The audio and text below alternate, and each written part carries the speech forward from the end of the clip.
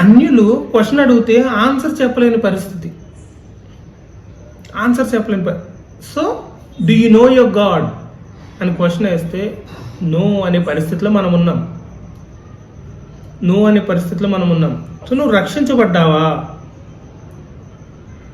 తెలియదు అనే పరిస్థితిలో మనం ఉన్నాం. అంతటా అందరూ మారుమనసు పొందాలని కోరుకుంటున్నాడంట. కానీ ఇప్పుడు క్రైస్తవులే మారుమనసు లేని వాళ్ళు ఉన్నారు చాలామంది. బాప్తీసం తీసుకున్న వాళ్ళే పరలోకం వెళ్తారో లేదో తెలియదు. వారికి అసలు వాళ్ళు యేసు ప్రభువే తెలియదు.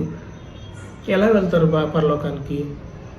So God desires salvation for humanity. కానీ ఇక్కడ ఏం కావాలి? హ్యూమన్ రెస్పాన్స్ కావాలి.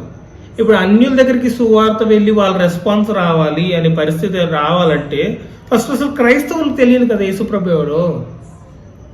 క్రైస్తవులకి యేసుప్రభు ఎవరో తెలియదు, అన్యుల దగ్గరికి సువార్త ఎక్కడ వెళ్తుంది ఇంకా?